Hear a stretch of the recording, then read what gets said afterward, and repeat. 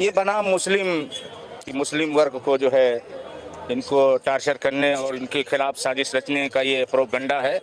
बहुत सारे एमएलए हैं और बहुत सारे लोग नेतागण जो इस्तेमाल करते हैं, बोलते हैं, उनके ऊपर हुकूमत कुछ कार्रवाई नहीं करती। ये हुकूमत की गलत सोच है। अस्सलामु अलैकुम वरहमतुल्लाहि ताला वबरकातुहू। दोस्तों, आप तमाम लोगों को मालूम ही होगा कि इस वक्त मुफ्ती सलमान अजहरी साहब की गिरफ्तारी हो चुकी है। किस वजह से उनको गिरफ्तार किया गया, क्या क्या प्रोपेगेंडा इसके पीछे हो रहा है, किस किस इंसान की इसमें साजिश है, ये तमाम चीज़ें इसमें डिस्कस करेंगे।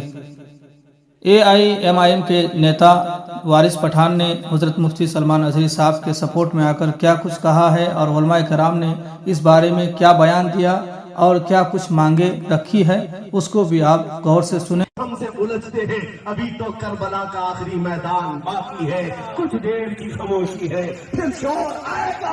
आज कुत्तों का वक्त है, कल हमारा दौर आएगा। लब्बैक आया जस्ट मैं घाटकोपर पुलिस स्टेशन में भी आया। मुफ्ती सलमान अजहरी साहब से मेरी मुलाकात हुई, मैंने उनसे बात की। उन्होंने बताया वारिस साहब 31 तारीख को जूनागढ़ में जो उनका एक बयान हुआ था, तो वो उनके बयान में उन्होंने कहा कि मैंने किसी की भी हमारे हिंदू भाइयों की ना भावना को ठेस पहुंचाई है, ना किसी धर्म विशेष के मैंने कुछ बोला है। बस वहाँ पे एक भाषण था, एक अशार था, वो मैंने पढ़ के सुना दिया। फिर यहाँ आने के बाद उनको पता चला कि कुछ केस हो गया है। तो सुबह में आज पुलिस उनके घर पर आ गई। पूरे 20-30 पुलिस वाले सब आ गए, तो हमको उठा के यहाँ पर लेके आ गए पुलिस स्टेशन पर। तभी से हम यहीं बैठे हुए हैं। लेकिन उन्होंने ये भी कहा है कि हम कानून कायदे पे पूरा यकीन है, पूरा भरोसा है कि मेरे साथ इंसाफ होगा।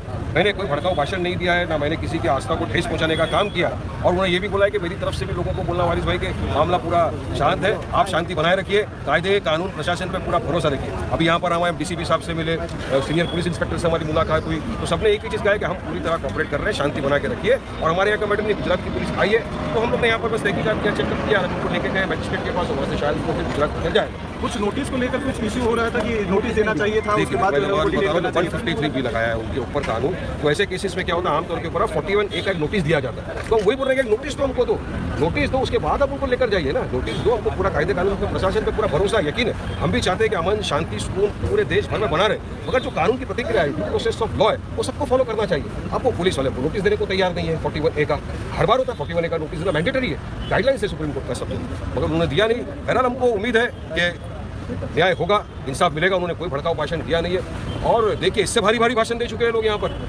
चुन चुन के मारेंगे। 15 मिनट नहीं, 10 मिनट नहीं, 5 मिनट के लिए हमको छोड़ दो, हम सबको खत्म कर देंगे। उनके खिलाफ तो ना FIR होता है, ना कोई केस होता है। मगर यहाँ जो शख्स खुद बोल रहा है कि मैंने क्लैरिफिकेशन भी दिया है कि मैंने किसी की आस्था को ठेस नहीं पहुंचाई है, मैंने सिर्फ एक अशार पढ़ा है। और वहाँ पर जो वो मौका था फिलिस्तीन के ऊपर बयान कर रहे थे, तो कैसा उनको समझ लिया कि एक अल्फाज उन्होंने जो इस्तेमाल किया उसके ऊपर उनको इतना बड़ा केस। ATS आ जा रही है यहाँ पर, गुजरात से लेकर जा रही है उनको वहाँ पर। तो हम चाहेंगे कि न्याय हो सबके सामने। तो संविधान में इक्वालिटी की बात हुई, सबके साथ कानून बराबर होना चाहिए। स्टेज पर जो वीडियो वायरल हुआ है, उसमें स्टेज पर मुफ्ती साहब धार्मिक नारे लगाते हुए सुनाई दिए हैं समर्थकों के सामने, जिसको लेकर सबसे ज्यादा ऑब्जेक्शन हो रहा है। और जो सेक्शन भी लगाया गया है, मामला भी जो बनाया गया है, धार्मिक भावना भड़काने का मामला हुआ है, इस पर क्या कहेंगे? कौन सा धार्मिक नारा लगाया जिससे कि ला इलाहा इल्लल्लाह मोहम्मद रसूलुल्लाह, लब्बैक लब्बैक या रसूलुल्लाह, नारे तकबीर अल्लाहु अकबर? तो भड़काने वाले भाषण तो सबके धर्म में अभी हमारे यहाँ लोग लगा रहे हैं आजकल। भड़काऊ भाषण नारे लगाकर तो मोबिलिटी कर रहे हैं लोगों की, मगर उनके खिलाफ तो कभी सरकार केस नहीं करती, केस ऐसा होता नहीं। मगर यहाँ तो खुद बोल रहे हैं कि मैंने क्लैरिफिकेशन भी दिया है कि मेरा किसी की भी आस्था को ठेस पहुंचाने का कोई मेरा मकसद ही नहीं, ना मैंने कोई ऐसा अल्फाज यूज़ किया किसी व्यक्ति विशेष या किसी के धर्म के खिलाफ मैंने बात की, वैसा भी नहीं। एक अशार था, वो पढ़ा, उसके लिए उनको इतनी पढ़ा। वो यकीन है कायदे पे इंसाफ मिलेगा। और मुफ्ती साहब ने भी कहा है, और मैं भी अपनी जानिब से आपके माध्यम से तमाम लोगों से एक ही रिक्वेस्ट करूँगा, क्योंकि सुबह से हज़ारों लोग फ़ोन कर रहे हैं कि आप तमाम संयम बरतिए, सब्र करिए, कायदे कानून पर भरोसा रखिए, इंसाफ होगा। और कुछ ऐसा मत करिए जिससे कायदा कुछ खराब। आज ये कुत्तों का वक्त है, कल हमारा दौर आएगा। इसके बाद मामला दर्ज हुआ, गुजरात ATS ने डिटेन किया है, क्या जानकारी है? ये क्लिप असल में देखा जाए तो ये कई जगह बोल चुके हैं, बहुत पहले का है ये, ऐसा कुछ नहीं है। ये माहौल को देखते हुए इस हिसाब से इशू बनाया गया और इनके खिलाफ जो है वहाँ की जूनागढ़ की पुलिस ने जो दफ़ा लगाई है और अरेस्ट करने और बदनाम करने की साजिश रची गई है। ये क्लिप इनकी बहुत पहले की है। अच्छा, जिस तरीके से कम्युनल स्पीच जो है, हेट स्पीच अभी पिछले दिनों भी काफ़ी विधायकों ने दिया है, खास करके नाम लूँगा T राजा सिंह जैसे लोग, तो उनके खिलाफ अब तक कोई मामला क्यों नहीं दर्ज हुआ है? क्या इसे धर्म की राजनीति या कोई षड्यंत्र कहेंगे?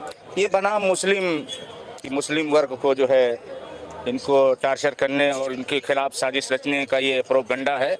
बहुत सारे MLA हैं और बहुत सारे लोग नेतागण जो इस्तेमाल करते हैं, बोलते हैं, उनके ऊपर हुकूमत कुछ कार्रवाई नहीं करती। ये हुकूमत की गलत सोच है।